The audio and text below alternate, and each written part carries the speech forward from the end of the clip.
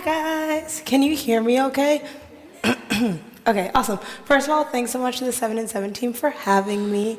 And I'm super stoked to kind of like close this out, but I'm also really sad because it means that the conference is coming to an end. But yeah, so I'm just going to kind of talk about how your story can spark a global movement, and I'm going to be telling a lot of my stories, but this isn't going to be one of the note writing ones like they were this morning, but it's going to be a little bit more, for us to be a little bit more pensive and think about kind of what we're doing in our everyday lives and how that can kind of have an impact on other people so that we can leave the space feeling like we can go out and do great things in the world. Okay, so I know that a lot of you guys are probably thinking like, how am I gonna start a global movement? What is that? What does that even mean, right? So like people starting movements, we think of like Malala or Oprah or Bill Gates or Marie Folio, or like people who we kind of see out there, right? And we think of global movements being like things that change the world on this like crazy scale. But I really want us to kind of step back and say like, okay, when I say starting a global movement, that really just means like making a difference in the lives of others. And we are the digital nomads and the location independent workers. So we're kind of like global citizens, right? So we're people who move all around the world. So for us, when we think about global movement, it doesn't necessarily mean something that means like having millions of Instagram followers or hundreds of thousands of people like following your YouTube channel, although that might be really great, but it really means just like making an impact in different parts of the world, right? So I want you to think about the start of your journey. So like when you first started off as a location independent worker, or if you're at the beginning of your journey now, think about where you are right now, right? I want you to think about who were the kind of people that you looked up to. Right? So were they the huge people who were doing hundreds of millions of things, or were the people who you kind of feel like you had a connection with, or you felt like, oh wow, like me too? So like you're scrolling through your Instagram feed or Facebook or Twitter or the news, and you kind of read an article and you say, wow, I really like resonate with this person, or like they're living a really meaningful life. I kind of want to be like them. When you think about it, okay, there we go. When you think about it, this is another, like, I was doing a lot of research on, like, in 2020, because I read an article once talking about what the percentage of people who'd be working and living remotely. And I think it's like, by 2020, 50% of the people in the world will be working remotely. And I want you to realize that, like, we're at the forefront of that movement. So the fact that we go to conferences like 7 and 7, the fact that we're able to find out about 7 and 7 3 weeks ago and then buy a ticket to Barcelona and just like have like these kinds of experiences where we can go to different continents, do different things and meet like-minded people like us, that's a big deal, you know? So for us, it feels like, oh, this is no big deal. Like, yeah, last week I was in Portugal, and then next week I'm going to be in South America, and then a month after that I'm going to go to Alaska, you know? For us, these are kind of conversations that we ask like, oh, what's your name? Where are you from? Where were you living in the past month? And that's kind of normalized. But if we think about the rest of society, everyone's like, yeah, what's your job? And like in Spanish, it's really interesting because the way that you ask it is like, what do you dedicate yourself to? And for me, that's always really interesting because I'm like, wow, so a lot of people, they dedicate their lives to their jobs. And for us, it's kind of really beautiful because we're able to dedicate our lives to our jobs, but we're able to do that from wherever we are, and we're kind of the people who can decide what that is, right? So I also want us to think about the fact that we're at a forefront of a new way of working and living. So being a digital nomad or being location independent means that like work and play can kind of be synonymous, right? So like when we think of working, everyone's been talking about the pina colada example, and everyone's been talking about going to the beach. But you think about it and you're kind of like, okay, I'm able to come to a conference on a random week in October. We're in October, right? Yeah, in October. And do my client work in the really great cafes, and then be able to come here, network with people, and then be able to go back to our shared Airbnb with a ton of other like female entrepreneurs. Like that's not normal for a lot of people. And that's something that a lot of people would love to strive to be like. But for us in this room, it's really normalized, right? So a lot of the talks that we've been talking about have been amazing, and they've really been focused on our business strategies, right? So like how to make more of an impact with our business, how to kind of like save outsourcing, how to work with different remote teams. And it's really amazing, but I kind of want us to take a moment to think about like, what is the way that we're living, and like how is our life kind of like a testament to what we really believe in. Impact. Let's talk about impact, right? So I really think that a lot of us need to think about like, how do we define impact? So when you think about impact, what's the first thing that you think about? Is it making $100,000 or euros in a year? Is it how many lives you're actually affecting? Is it the people in your online communities that you're actually making a difference in? And so like when we think about the way that we're having an impact on our world, is it just the way that we're making money? Or is it the things that actually bring us joy? You know, is it the things that we create that kind of like breaks into making a better life for everyone around us? So when I think of impact, I'm going to tell you guys a little bit about my story in a second, but when I think of impact, for me, it's not necessarily about how much money I'm making, but it's more about the different lives that I'm affecting and the ways that we have these conversations with different people that encourage and inspire them to kind of like live their best lives or whatever that best version is, right? And we're gonna go through like 3 different steps, right? So the first thing that I want to talk about is the fact that your stories, experiences, and ideas are worth sharing. So when we think about how can we make a difference in the lives of others, I think it starts a lot about us sharing our own story. Right? So the people who have been speaking and on panels and everything, it's been really great because we're able to kind of see the like-minded people who are just like us and hearing them share their stories and figuring out that people can have babies all over the world and raise their kids and that it's okay, right? So when we hear about that, then we sit there and we think like, oh wow, like she can do it, maybe that means that I can do it too. And then you go home and you talk about it and you say, okay, well like guess what I heard? I was at the 7 and 7 conference and she had a baby in Egypt and then she went to Greece, and you're able to kind of like share these stories not just with yourself but with other people. So when we think about the ways that our stories and experiences are kind of worth sharing, I want you to kind of like take a moment and think about like, how do you define yourself? Okay, so when you think about how you define yourself, now I want you to very quickly ask the person next to you, if you've had any interaction with them, ask them really quickly how, like if they had to define themselves in one word, what would it be? Really quickly.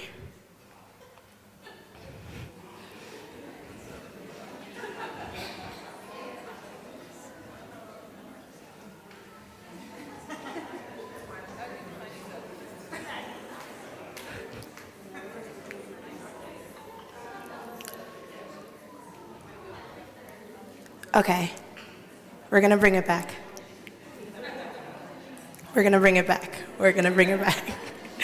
Okay, now, I bet you if you were to have someone else describe you, that wouldn't be the first thing that they think about, you know? Because I think that we all think of ourselves under this light, right? So let's say that we're all these like powerhouses, entrepreneurs who travel the world, but like for us, we're just like, oh no, this is normal, you know? Like this is just the day-to-day. I really wanna like strive to be like X, Y, or Z, and we put these other people on the pedestal, right? So when we look back, we have to kind of think that like for other people, whether they're in our circles or whether they're in our social media networks, that we're kind of the people up there who are saying like, wow, Melissa's always doing really great things, or she's traveling the world, or like, wow, Beck is always like going to different conferences and we always see different videos of her. And so like you see for us, the things that are kind of like normalized experiences are really big deals for other people. So something that I learned, I had a moment the other day. So kind of like when Kit was introducing me, I work at Sun & Co, which is a co-living space, which is actually where the Nomad House is going to be. And I also run my own business. The other day, it was Wednesday of last week, and we had a boat trip. And we were sailing through the Mediterranean on a Wednesday morning, drinking beer, having great conversation, and like swimming in caves. And I had to sit back for a second, and I was just like, holy shit. Like, if I had imagined this I couldn't have imagined something like this 5 years ago, or this is something that literally people that I know back home would dream about, or it's something that they go on vacation to do.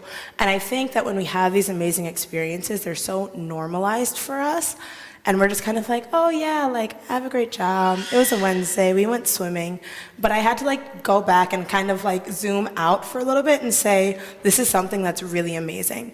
And so for us, I think that a lot of the times we focus on how we present ourselves for work, or what's our personal brand, or what do we kind of do to kind of like help our business along. But I think that when you think about your personal stories of like your day-to-day life, so whether it's being on a boat or whether it's like actually doing work, when we're more authentic and more open with those experiences, it kind of gives us like a better way to kind of like share with other people so that they see what reality is like. Okay, so when we think about the way that we kind of want to be sharing who it is that we are and what we're doing, not just professionally, I want us to think about three things. I want us to think about the things that we're passionate about, right? The things that bring us joy, and the things that have an impact on our personal lives on a day-to-day basis.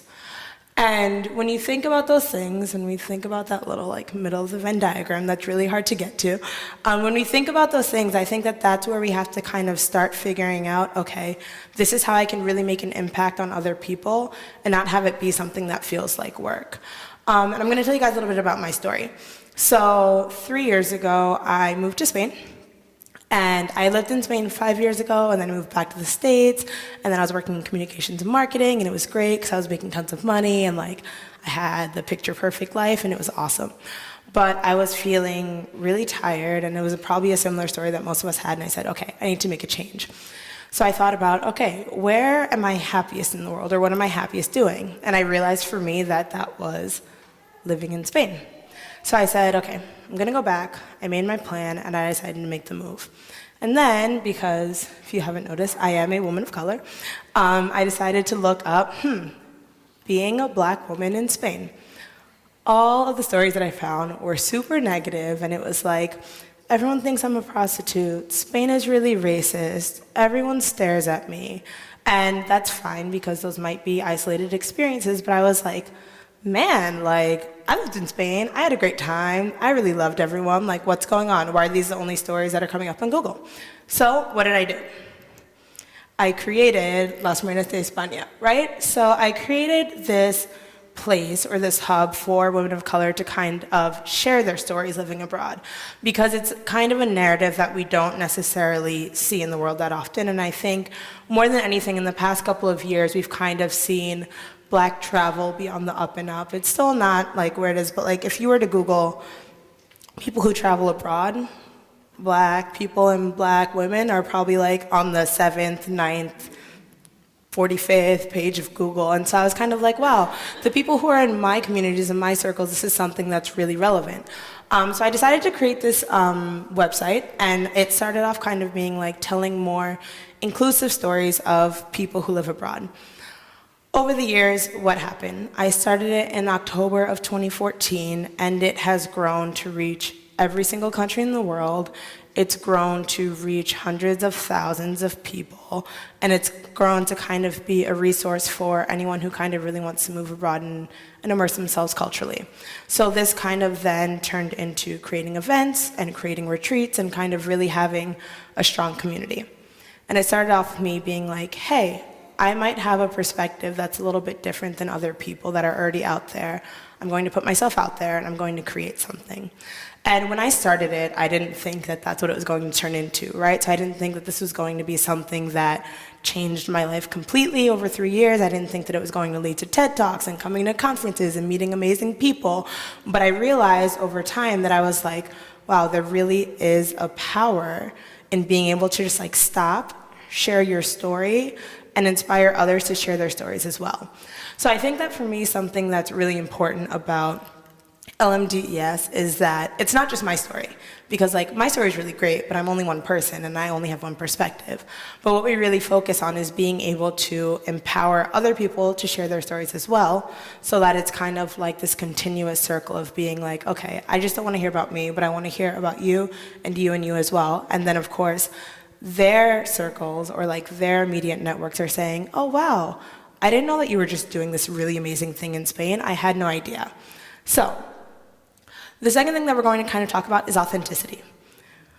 We live in a very oversaturated world. We're always bombarded with tons of tweets, tons of Instagram things, tons of news, tons of fake news, tons of alternative news, whatever you want to talk about.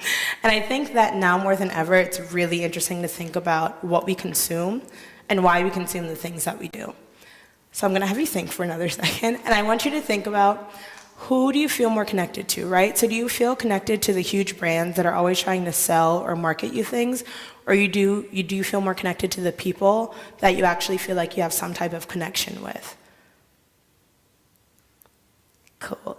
Okay, so like when we think about that, I think that it's really important to realize that like personal stories are really relatable. I think that's why people love Instagram stories so much. I remember someone was talking yesterday about saying how they don't really like Facebook Lives because it feels really like forced and stuff, but Instagram Stories is okay because it's there, it's candid, you're kind of talking and it's fine. So when you think about that, that's literally authenticity in its finest, because Instagram is our perfectly pictured life and where we like caption stuff out and we put on the crops and we put on the different images, right? But when we have Instagram Stories or when we have things that are a little bit more authentic, you see someone living their life and you say, oh wow, like, Melissa's sweaty after the gym too. Cool. Like there's more of a sense of connection. Or like Robert is someone who also like eats burgers at 2 a.m. after meeting up with their friends. And these sound like really trivial things, but these are things that really create a sense of connection with other people, right? So you feel like, okay, they're just as vulnerable as I am and they have their weaknesses as well. And that's really what's going to make me feel connected to them. I also think that when we talk about being authentic, both like for our personal lives and also in our businesses as well, I think that authenticity really allows for us to be able to share diverse stories. And when I say diversity, I don't necessarily just mean being black or being woman or being queer. I think it means like just being different, you know? I think that when we're all able to kind of share our different takes on things, like for example, you can have two queer women who have been living in Thailand for the past 7 months, and they're going to have a different perspective on that because we're all different. But I think that when we're able to kind of like share our own personal stories, it kind of allows us to have a different take on things that someone else might not necessarily realize. So we're going to talk about a little process that happens, right? So like I was saying, I run LMDS, but I also have my own personal brand where me, it's my life, you know, so like there's nothing really to it, but it's just who I am.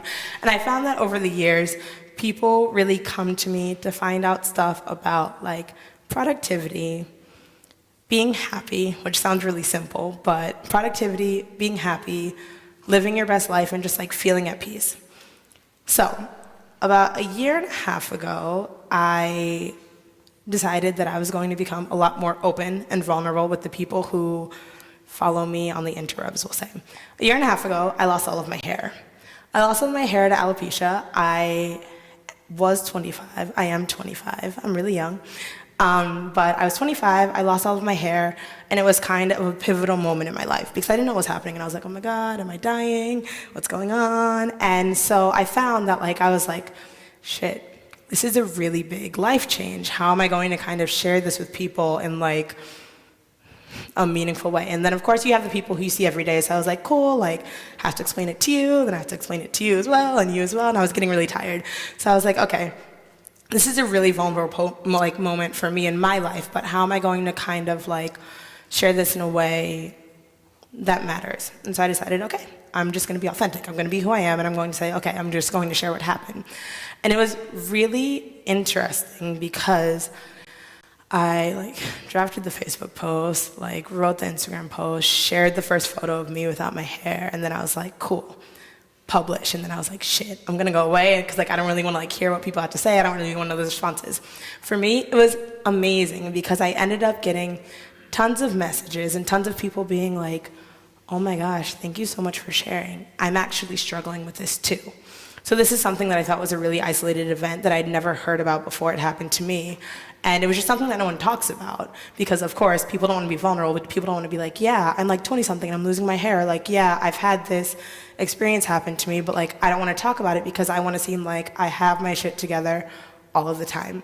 So I was kind of like, okay, I'm going to start being more vulnerable with people. And I'm not just going to only show the great parts of my life, but like, I'm going to show myself when I'm really sick, or I'm going to show myself like when I don't hit my business goals, or I'm going to show myself when I'm going through a lot and I'm kind of like life is catching up to me. And you kind of realize that like when you're authentic and kind of honest with yourself and others, it allows for other people to kind of like create a sense of connection. So they create a sense of connection with you because they feel like, okay, like we struggle through the same things, we go through the same things.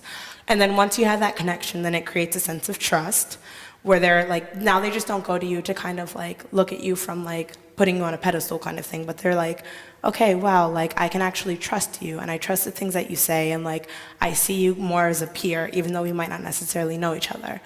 And that turns into engagement. So something that I found over the years is that like, of course, we all know this, like when you create friends on Instagram or you create friends on the internet where you're just like, hey, like I really love what you're doing. Like are you okay with having a Skype call? Or like it leads to them like commenting on your pictures even though you might not know anything about them. And it creates a sense of engagement that in turn goes to them being like, oh yeah, well, I know someone, her name is Kiki and she's really great and she happens to do this, this and that, even though I might have met Kiki once, right? But there's a sense of connection and that connection is turned into trust, both online and offline. When we talk about this, I think it's also important about when we say like global movements and like let's change the world and let's like help the lives of a lot of people, I think we also need to realize that like it doesn't mean reaching everyone in the world. Like that's not what I want to do. I don't want to reach hundreds of millions of people and then become like, that's like my MO, you know? Like the stuff that I'm passionate, the people that I'm trying to reach, it's a certain specific amount of people. That doesn't mean that I won't reach more, but for me, my focus is like, okay, I want to be able to like be someone who's inspiring for people like me. It doesn't necessarily mean that they are Black women, but it means people who are like-minded, people who are thinking about doing the same things, and people who I really feel connected with. So it's not about reaching everyone, but it's about reaching the right ones. The last thing that we're going to kind of talking about is like when you're inspired, like when you take action, other people are inspired to do the same. It's kind of like what we were mentioning before, where you see someone do something, you feel more empowered because you're like, cool, if they can do it, then I do it. Then if they can do it, then I can do it. And I think for us, we say like, oh, but like, I'm just a normal person. Like, it's fine. I can't really do anything. Like, I struggle with that sometimes. And like, luckily, I have a lot of friends that are like, no, you're actually doing a lot of really great stuff. But for us, when we're always doing this stuff, we're like, oh yeah, like, I just gave a TEDx talk, or like, oh yeah, like I just went to a really great conference. For us, we have this kind of like imposter syndrome, right? So we're like, oh no, like what we're doing is fine, but like we could be reaching here, like we could be doing so much more. And I think it's important to realize that like, if normal people like you and I, because we're all normal, like if we're able to create change, then we can kind of use our platforms for good. This is kind of like what I just said, but like when we're able to humanize the people on the other side of the screen, that's when we're able to realize that they're just like us. For me, this kind of happened because as I was having a transformation over the past couple of years, like doing more speaking experiences and kind of being more well-known, in quotation marks, because I don't really view myself that way. Like, I used to kind of see people doing videos or people who I kind of saw or who have great engaged communities, and I was like, wow, they're really great. Like, man, I wish I could be doing that one day. And then, of course, like, as you start believing, like, oh, like, maybe I can if I just, like, put my mind to it. And then when I end up being the person that's in front of the screen that I would have never imagined, then it's kind of like, oh, well, like, if I can see Sienna doing it, then that means that maybe I can. Or, like, if I can see someone growing, like, if I can see Jenny growing, like, a Facebook group of 10,000 people, like, cool, like, maybe that means that, like, I can do it in the future, too, or whatever it is that means for you. And I think that when you have people who are sharing your own stories, not just, like, again, not just the professional wins, but just being more open and vulnerable and honest about who you are, what your aspirations are, and sharing the day-to-day type things, it really allows for people who know you and who love you to kind of like humanize those experiences a little bit more. Okay. Going back to what I was kind of talking about like imposter syndrome and all of that, I think that like we are our own biggest barriers, right? So like we are the people who kind of like stop ourselves from making all the change that we probably can because we put limits on ourselves, right? And I think that if we were able to kind of like stop putting up our own barriers and we were able to kind of say that like our opportunities are endless, not just for ourselves, but for everyone else around us, it would kind of change the world in a really beautiful way. Because imagine like, imagine what life would look like if you were literally just like, I am capable of doing whatever I want to. Think about that. How often do we think about that? We're like, oh yeah, like I would really love to do this, but I would really love to go here, but I would really love to inspire people, but it's just me, and like I only have 300 people on Instagram, so like they never buy my product, or like they would never listen to what I have to say, and like we really kind of like put limits on ourselves, right? And so I think that if we were able to kind of say like, you know what, like I'm capable, I'm willing, and I've already come so far.